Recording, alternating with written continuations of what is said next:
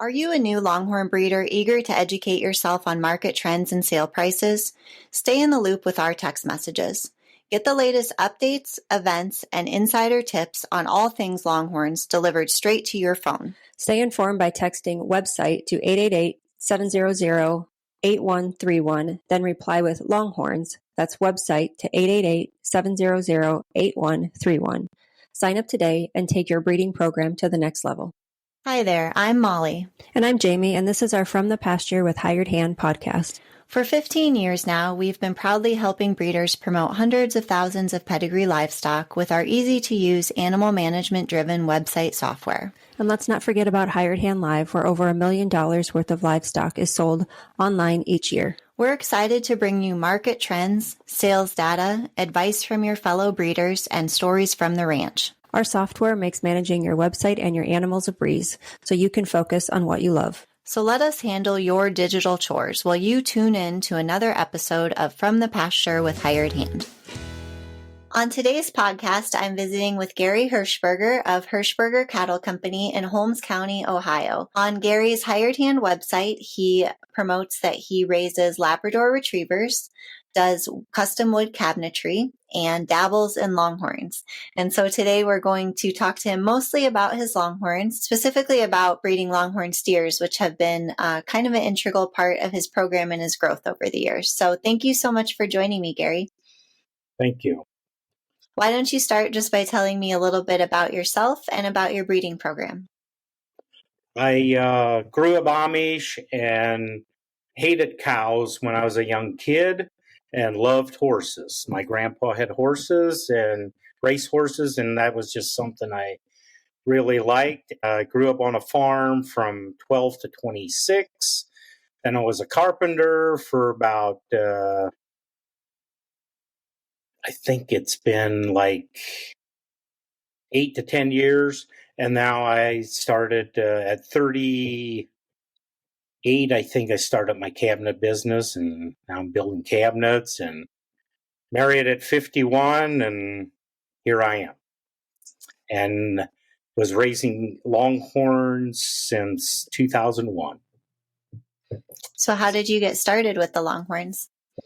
My uncle, he always raised some beef. He got 2 steers, and then he put them in his pasture to butcher. He liked the Longhorns because they stayed out of his barn, so he didn't have to clean out where the Holsteins, and they were always in the barn. He said, Gary, you should start raising some Longhorns. I'd buy some steers from you. And so I checked around. He said, hey, he was down at Dickinson's, and that'd be a place to start.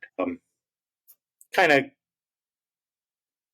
looked around wherever I could find something. Back then, in like 2001, there weren't that many people around this area that had Longhorns. Yeah, being a breeder in Ohio, getting started is probably a little bit different than, someone down south where there's, ranches every few miles and stuff. So did you just go by word of mouth to find some fellow breeders besides Daryl, who's very well known? Did you were there local newspaper advertisements, internet? How did you? Yeah, it was basically Daryl, but I did not buy my first cows from Daryl. He sent me literature out, and I was kind of doing my research, and I was more in the beef program to start with. And kind of a long story, I went down, they weren't home. We took a scenic route to come back home. I seen a sign, Longhorns for sale, and of course I pumped on the brakes, went back, and Bill, I can't think of his name right now, but he was the first guy I ever bought Longhorns from. And so that's kind of where I got my start. Then I bought a few grades and just for beef. And so that's when did you kind of make the transition from beef to more the pedigree side and the breeding side? 5 years in, about 2006 or 7, I'd say. Then I had a little bit more money that I could upgrade, and then I went to a few sales, and I think the first sale I went was down in Mount Airy's when Tyson Leonard, and there they sold one for $17,000, and I was like, I want to do this too. And I didn't have really the money to go out and buy a $6,000-7,000 cow. And so I kind of started keeping notes from every sale that I could. The prices, okay, which were the highest priced, and tried memorizing that pedigree. And that is one thing that pedigree is something I'm very strong. So how did you approach it then? So you said you couldn't afford the $6,000-7,000 ones. What was your strategy in terms of improving your breeding program then? I bought the best bull I could from Daryl. I bought, I think, 2 of them from him over the years, and just worked my way up, and then whatever the beef program, and then I got a couple others started in the area that I could sell decent looking stuff. I'm kind of never happy with my herd. I mean, I always want to be more, improve it. And so then Daryl gave me a good advice. I kind of treated it as a hobby. And he said, Gary, if you treat your herd or your longhorns as a hobby, you'll never make any money. And that is very true. And I found it out. And so what I decided to do is I'm going to kind of act like I'm the GM of a major league football or baseball.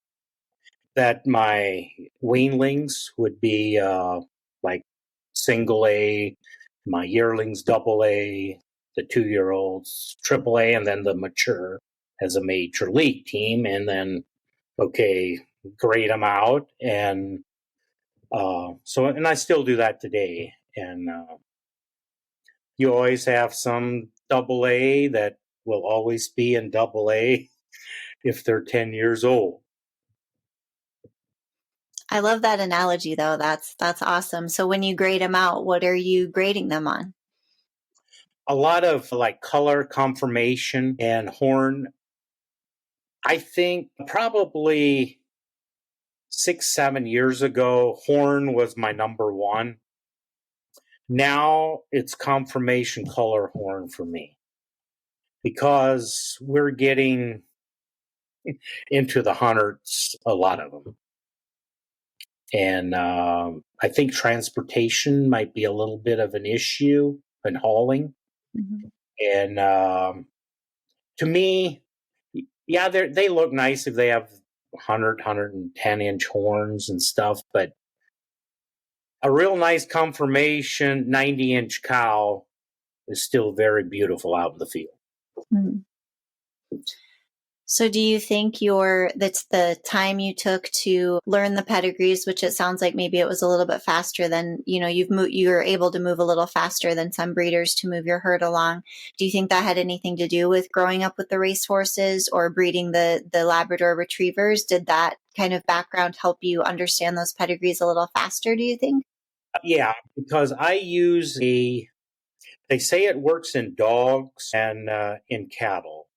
There is a system where the grandfather or the grandsire and the granddam and the great grandsire has only so much effect into what goes into the calf. And it's kind of complicated to understand. I don't fully understand everything about it, but it did help me a little bit. And then did a lot of research on Arrowhead Cattle Company. I mean, that was kind of my Bible at the time when I really got serious into doing the genetic stuff.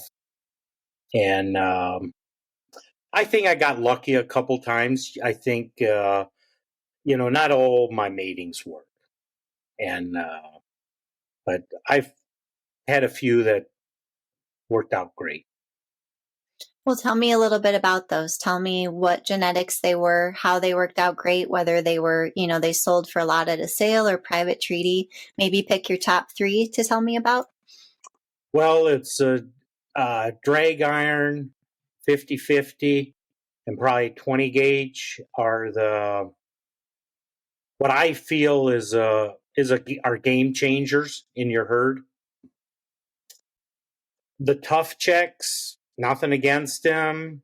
He's a great bull producer. If you're wanting to raise bulls, you just breed tough checks. If you want to raise good conformation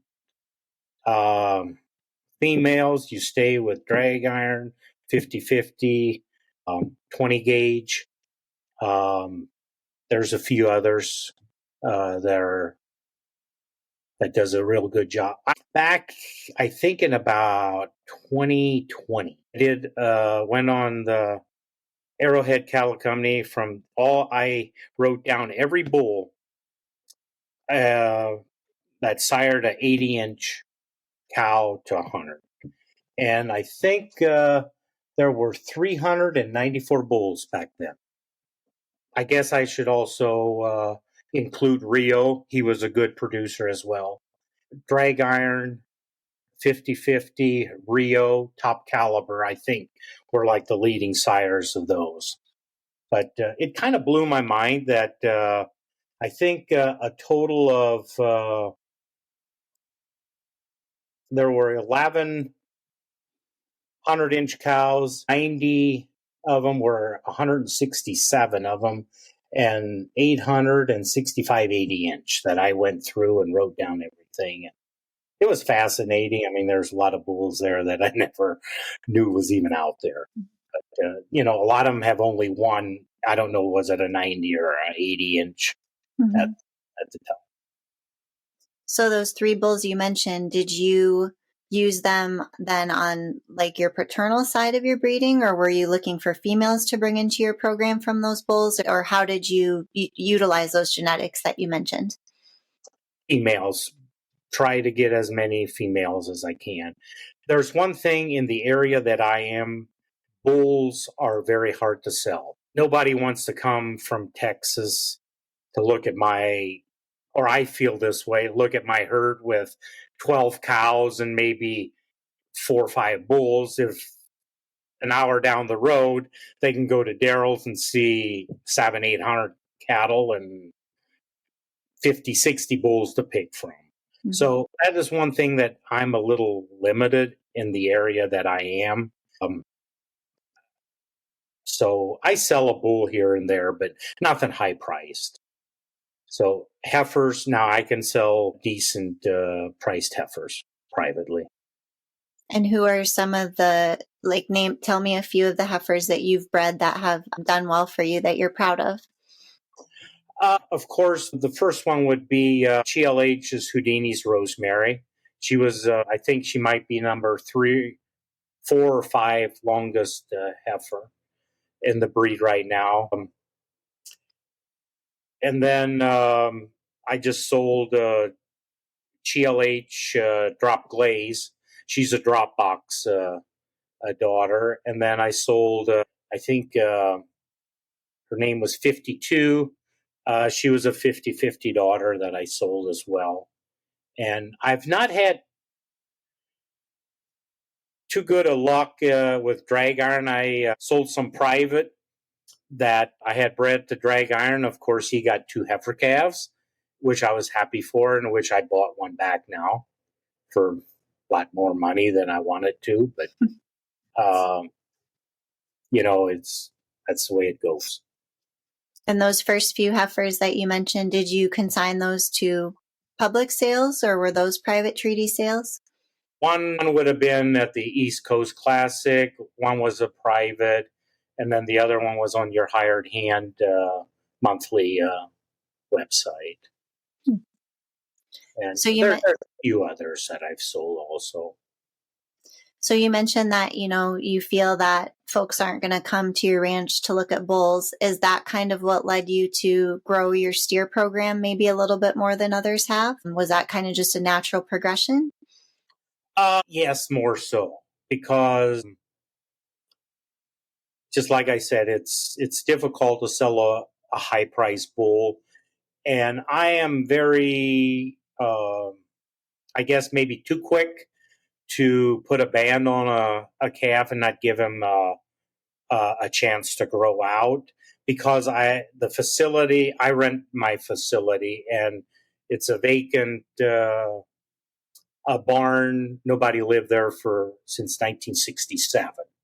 And I cleaned it up pretty nice and so forth. And I just don't have pens to put them in to let them grow up.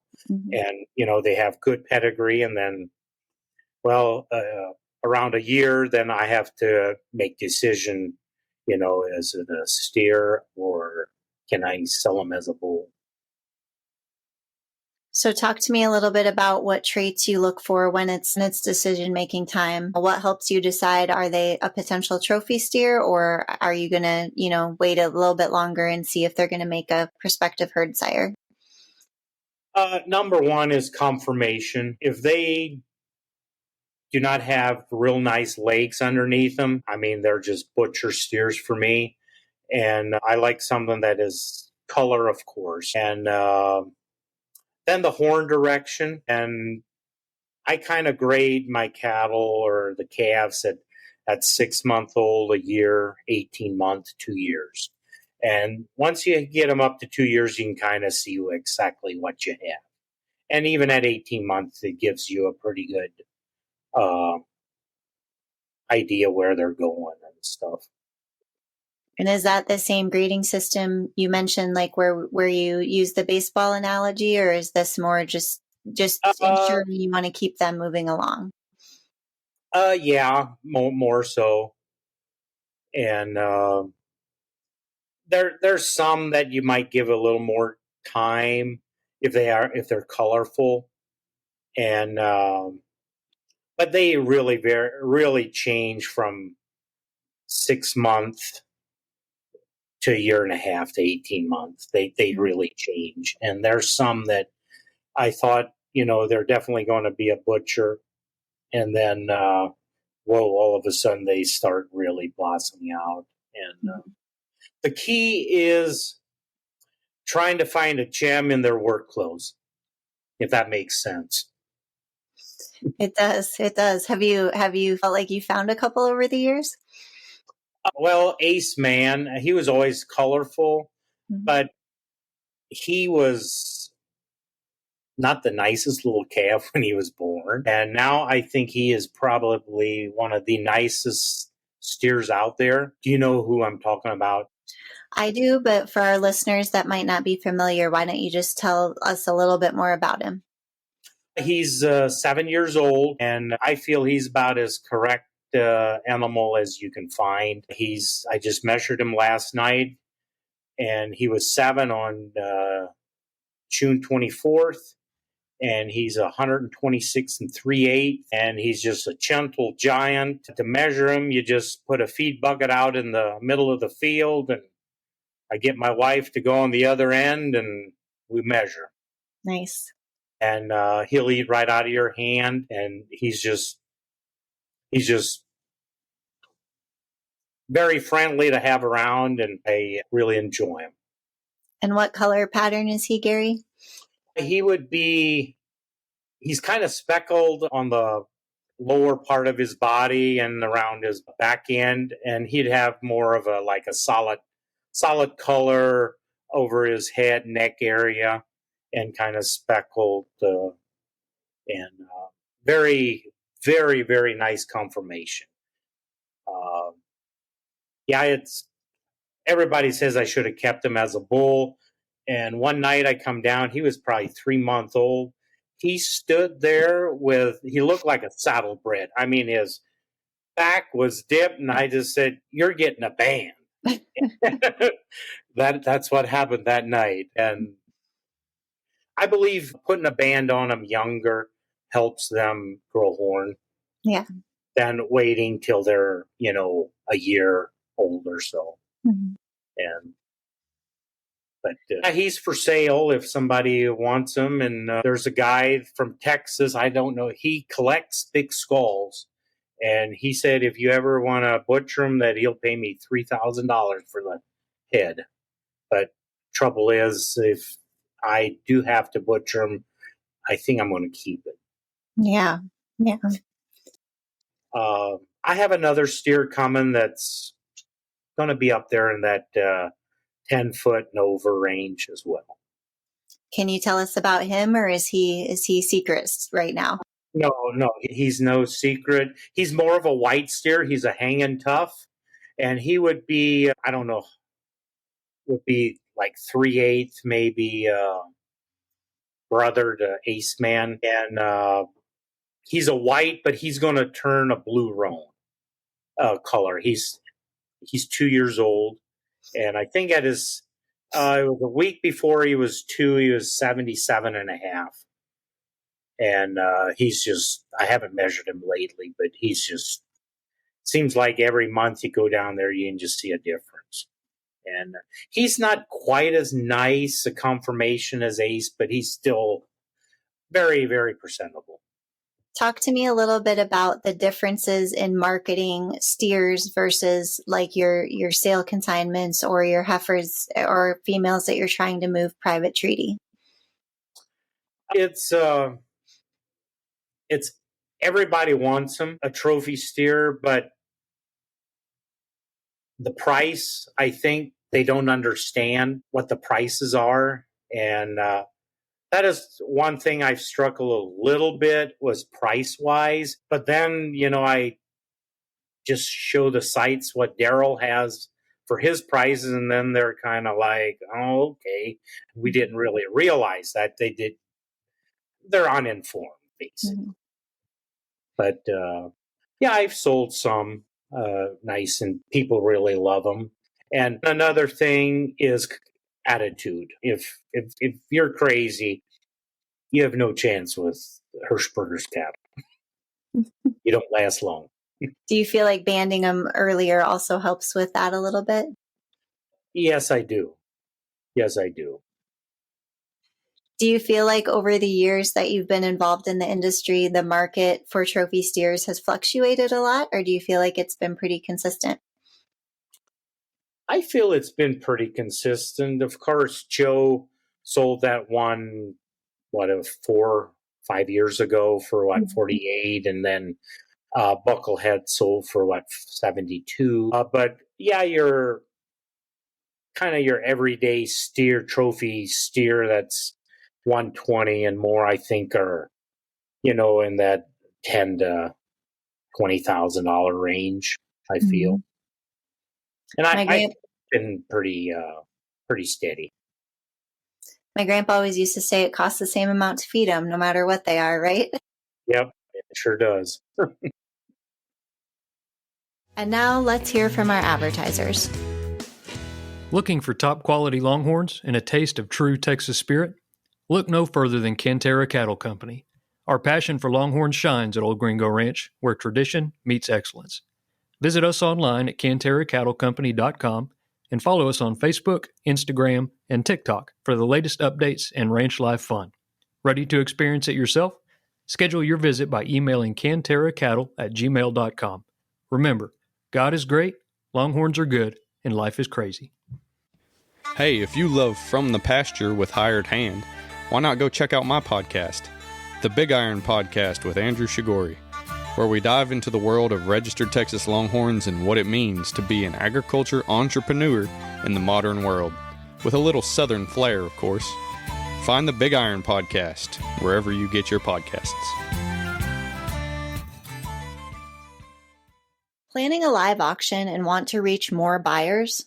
Hired Hand Live brings the power of the internet to your event, allowing bidders from anywhere to participate in real time. We specialize in integrating online bidding seamlessly with your live auction, ensuring that no one misses out. Your livestock plus our technical expertise equals one successful auction. Let Hired Hand Live help you expand your reach and maximize your results. Visit hiredhandlive.com to learn more. From the Pasture by Hired Hand is presented by R3 Hilltop Ranch. Located in Chilton, Texas, R3 Hilltop Ranch has been breeding registered Texas Longhorns since 2006. What began as 3 heifers has grown into our current herd, which you can explore on our website at r3hilltop.com. We're passionate about loud colors, longhorns, and docile temperaments, but it's the easy-keeping, low-maintenance traits of Texas Longhorns that initially attracted us and continue to drive our herd growth. In addition to livestock, we proudly offer certified Longhorn beef products. Visit r3hilltop.com/beef to learn more. Thank you for listening and enjoy exploring our ranch online at r3hilltop.com. Have you found anything over the years that works really well in terms of, almost ensuring that you sell any that you're trying to, or is it just, again, just market and hit and miss? Luck of the draw. I've sold a couple at shows at our local Ohio River Valley that has seen my steers. I usually I didn't take one this year to the show, and usually I take a couple and show them, and then that people showed up. And we moved now down south. We were up in Worcester, closer to my place, and that I sold a few. Do you feel like it's important that they be halter broke, or do you feel like just making sure that they're calm is enough? I think halter broke would help. I have never, actually, there's one cow that I halter broke. And I did it for a local girl that she wanted to get into showing a little bit, and I let her picked out a heifer and to show and stuff to help her get to the show stuff. The more she shows, the better she got, and she was good at showing. And other than that, I don't have the time, or I don't take the time, but I believe it would really help. There's one little thing that Ace Man has that I'm not so crazy. You can feed him apples, scratch his head, but if he wants more, then he likes to swing his head at you. And that, I believe a halter trained animal wouldn't do that, or not nearly as quick. There's times like last winter, I was out just looking at the herd and not really mind my business. All of a sudden, I felt a tap on the back of my hip, and here he snuck up behind me, and he was just whacking me with his just kind of light taps. He's not a mean, but if you have 4 feet of horn out there swinging, even just a slow turn, it can hurt. And he's not thinking to hurt you or anything, but yes, halter trained I think would possibly help me better as well. And I have a facility now here at home that I could use, but it takes a lot of time and patience. How many bulls would you say that you steer a year? Probably, I have a small herd, so I think 2 years ago was 9, last year I think 7, and this year's going to be 7. Probably 5. I have 2 pretty good looking bulls. There's a few people that are interested in them, so I don't know, are they going to pull the trigger now or not? And So I know you mentioned that you rent a facility, but that you also have some space at home. Do you feel like a lot of people call them pasture art or pasture candy regarding the steers? Do you feel like near you, they ever help people to stop by and view your whole herd, or, get folks started with Longhorns when they drive by and see them? They have, yes. I have over 25 acres, and it's everything's road frontage or around the hill area there. And a lot of people stop. And just like last night, there's a car coming through there, and all of a sudden, whoa, and they just stop, and some come out, take pictures. And there's a guy from Vermont. Holmes County, Ohio is one of the nicest place in the fall to go look at leaves. And this one guy from Vermont comes down in this area every fall, and he found these Longhorns out driving around. Now every year he stops by. I've talked with him twice now, and which I'm not down there. It's not my residence, but so he said he's just amazed by him and never seen him till he was down here one day. Do you get some good pictures out of the deal, hopefully? There was one photographer. He never did send me any, and but that's something I should invest in, as a good camera and go out and take a lot better pictures instead of just cell phone pictures. But the cell phone pictures, they do. But I would like to get a good camera and try to, because there's some real nice areas where, like in the fall, leaf backgrounds and stuff that could be very, very nice pictures. Mm-hmm. Right before it starts to get really cold, right? Yep. Well, let's switch gears a little bit back to just your overall breeding program and your overall breeding strategies. What just general types of advice would you have for new breeders, thinking about getting involved or trying to decide, do I want to mess with trying to steer some of my bulls versus sale barn them? Just what can you share with us about that? I think number one, you have to decide what kind of genetics you want to go after. And do you want to have the long, and it kind of goes back to, do you want them just as a hobby or do you want to make money with them? If you want to make money with them, you have to really get down and study pedigrees and conformation. You have to learn how to just look at a cow or a bull and see, does he have good conformation or not? Color, anybody can, see the color. And then it's the horn is just something, you hope it comes everything with a pedigree. But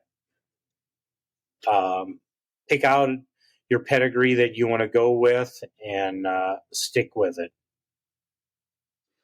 What about how would you change your advice if we were talking about specifically about breeders kind of located outside of the traditional areas of where, most of the Longhorn breeders are located? So more in your part of the country or, maybe the West Coast or just kind of those non-traditional areas. Somebody like that, if somebody comes to me, a new breeder in my area, which there's quite a few anymore, I tell them, don't expect to sell too many bulls. Because we're in an area where Daryl, he rules the East Coast market pretty much. I mean, it's just, that's a fact. I mean, and try to have a beef program and just try to get your eyes focused on conformation, and same thing as far as where do you want to go? Do you want to just have a hobby or a business? If you want to make money with them, you have to stick with the program. You just can't buy a bull, throw them out in the pasture, and whatever comes in and take it to a sale and try to get $5,000-$6,000 for it. It just doesn't work that way. You need to put your effort into it. Keep checking other websites. Keep checking up on young bulls. What's the hot market out there? And just see if they're heifer producers and you want to raise heifers. Try to, if you can, use heifer sex semen. I encourage AI because you can really build up your herd quick that way. But some people don't want to mess with the AI, and a bull is very easy, but it's also, I feel, that's only what you're getting, because you can put certain bulls with certain cows and really improve the back end of something or the front end, get them tighter and different things where AI can really, really help you. How important do you think it is for breeders located outside of those popular areas to attend regional events, but also maybe some crossover events outside of their part of the country? Futurities is a good thing to go to and watch. That's how I learned a lot. Is I went down to Bowling Green, the Hudson Valentine deal, and they kind of wrote down stuff what I thought that they should score, and then I went out and looked at the first place heifer and then a couple of the last place heifers, and try to get your mindset on what scores number one, and try to train your mind to see those things. There's some people who can't, and there's some that can really see that real quick. And we have a new breeder in the area, and I mean, he's very serious, and he's going to do okay. And he bought a few from me and as well, and he's learning to it. He had quite a few acres, and he just bought some to eat grass. And I talked to him about a month ago, and he said, Gary, the expensive ones, the lower class eat just as much as the expensive one. Mm-hmm. I need to call some and get better stock. And mm-hmm. he's finding out. I mean, he's about 2 years in now, and he's got the right attitude, and he spends a lot of time digging up pedigree. And and me and another guy talked to him what he needs to do, and he's doing it right. And you need to stay at it, and it's an ongoing process that you have to continue to keep up with the hot bulls out there, and he went to a lot of futurities, and I feel futurities is one thing that gets you out there because you see a lot of different cattle. Do you feel like when you get home from a futurity, your eye is more critical on your own heifers after seeing the class winners or even the top 5 or 6? Do you feel like you're kind of in a different frame of mind then when you're out there with your own herd? Yeah, because it definitely does. You look at them, you score them in your own mind, then you come home. Well, yeah, she's got that little flaw. So yeah, it does. And now a word from our sponsors.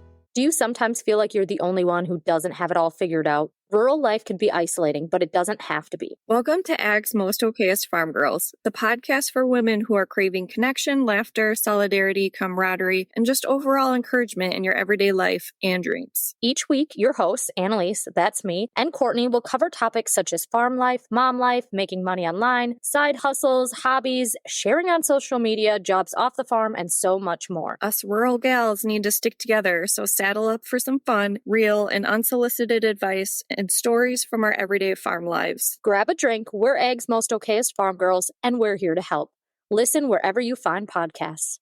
Hidden Springs Ranch, located in central North Carolina, is committed to registered Texas Longhorns. From our high-end breeding stock down to our delicious Longhorn beef sticks. Check us out at hslonghorns.com or on Instagram at Hidden Springs Ranch. Hidden Springs Ranch, where they're bred to turn heads. Overwhelmed with your digital chores? Let us lend a hand. From websites and animal management to internet auctions, graphic design, marketing, search engine optimization, and more, Hired Hand Software is your hired hand for all things digital. Specializing in pedigree, livestock breeds, and beyond, we handle the tech so you can focus on the animals you love. Visit hiredhandsoftware.com today, where your digital chores just got a whole lot easier.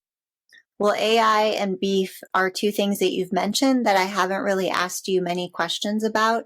Do you just want to share a little bit about how you work both of those things in with your program?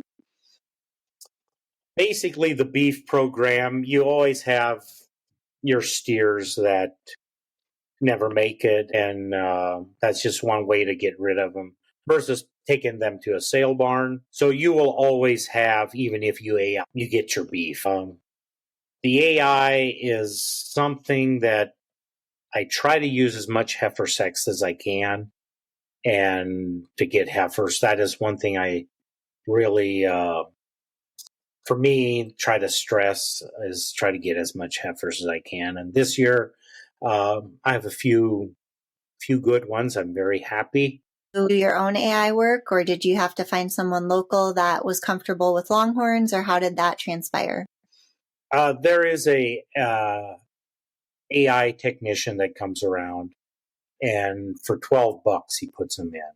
Wow. And I mean, you can't beat it. he's got a dairy farm just down the road from my place, so he's there twice a day.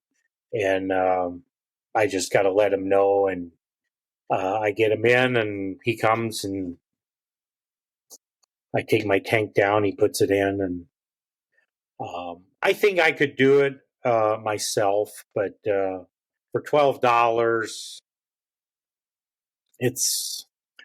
for me, it's kind of a no-brainer. There's been times that I wish he would have come quicker, but everybody says they don't ovulate quite as quick as think they might and stuff. So with the AI work, do you find yourself kind of planning multiple years down the road, kind of where you want that genetic route to go versus your natural service animals? Because I feel like with all your lists and all your notes that you keep, I'm sure you have to have at least a few years in your mind.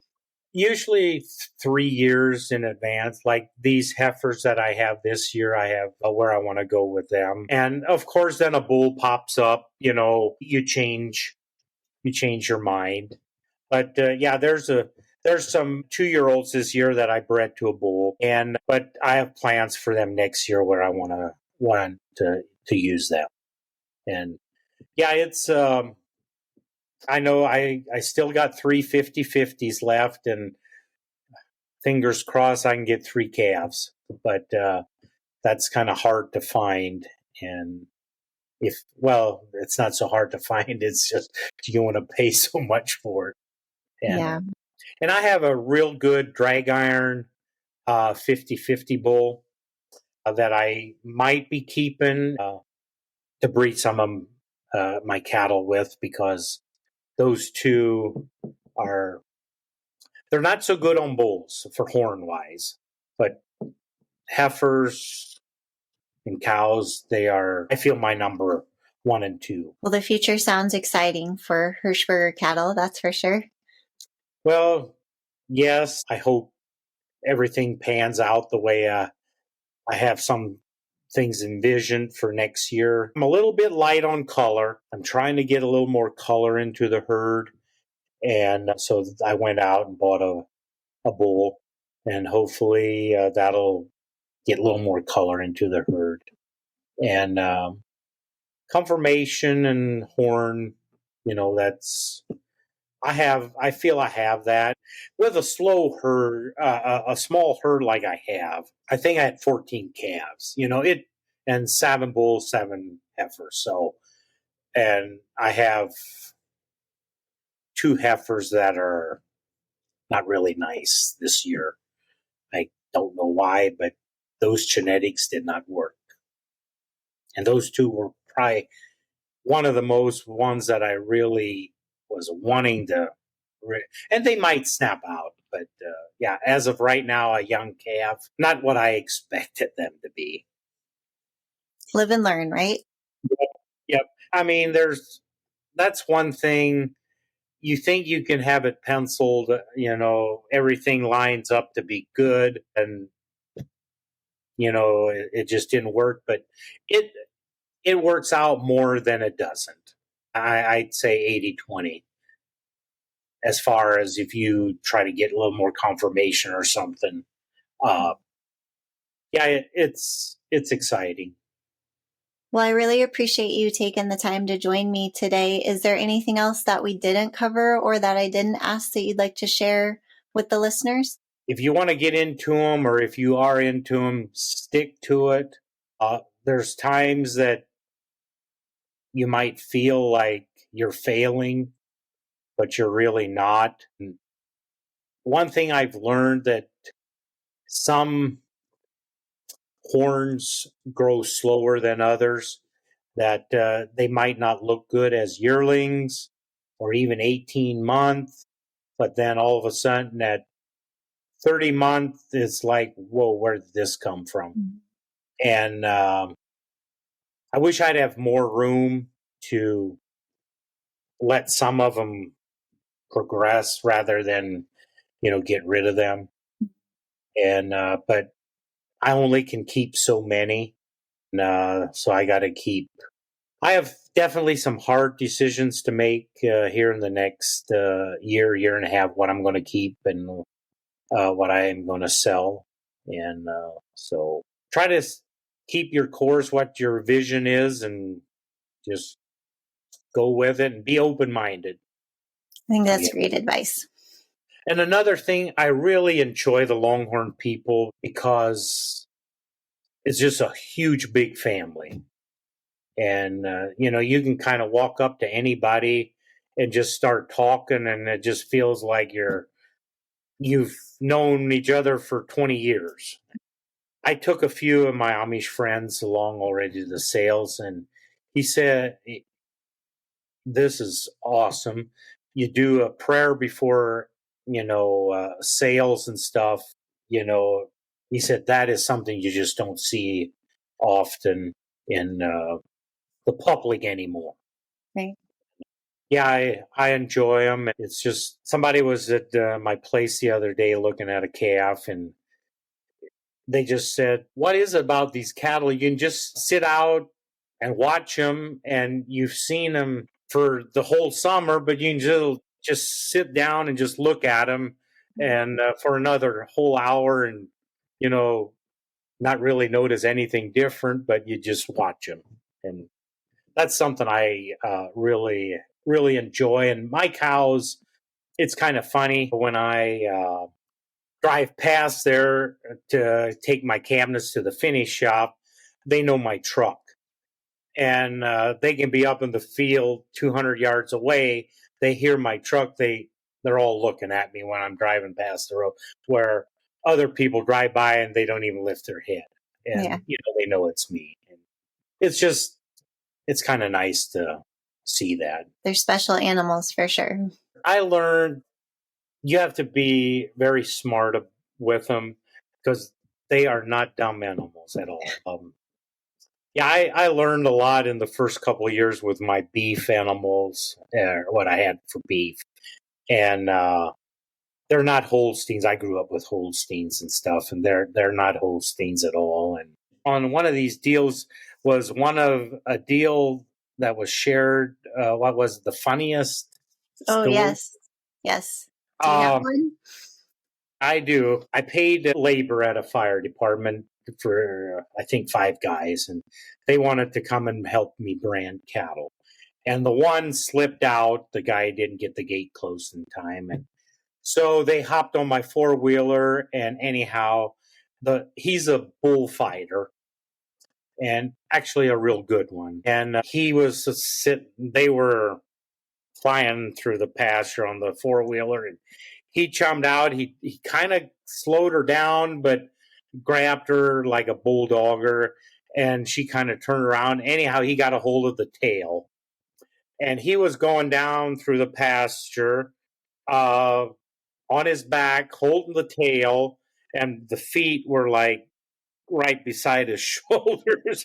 And that was, we laughed so hard. And finally, she was like about a yearling, I think. She was probably 550 pounds or so. Finally, she just couldn't pull him anymore, and she was tired. But we were laughing so hard we couldn't even get up to him to help him hold her down.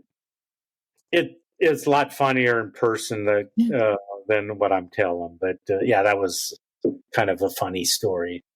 Sounds like it. Probably not something he wanted to do again. But that's the wrong way to get your cattle in, because she was, the next time the 4-wheeler came into the field, she was gone. The tail up, and she was heading out. That was not the right thing to do, but it was a pretty funny story. Made for a good memory, at least. Yep. Well, anything else you'd like to cover before we? I believe one thing, Arrowhead Cattle Company can really help you do a lot of research. You can get on there, look at calves, see what their mamas were and stuff. That's where I went a lot, did a lot of research and stuff. Do you feel like that's your favorite hired hand site? Kind of your go-to hired hand site? Yes, it is. Yeah, Craig does a nice job with that for sure. Yeah, that is definitely, I call it the Bible of the Longhorns. I mean, it's in there, and you can snoop around till you're so tired that and find so many things. That helped me more than anything. Yeah. And that's a good thing. And I talk to Greg quite a bit, and if I need to find another bull or something, he helps me out, or, hey, this is a hot bull that might be coming up, and try to buy some semen, when the prices are a little lower, then take a gamble. Well, for folks that might not be familiar, we'll be sure to link Gallery of Horns in the show notes along with your website too, Gary, so they can check out Ace Man and some of the other animals that we've talked about here today. And I need to get a better job with my pictures of the website. That needs help. I know that, and something that I have to do. Well, maybe it'll get them out there in person if you don't get it updated before then. Yeah, if somebody needs cabinets, I can build them. Yeah, they're beautiful woodwork, that's for sure. I was looking over some of it before our interview here. And I should send you more pictures. And anytime, send them our way. Okay. All right, thank you, Gary. Yep, thanks. Bye.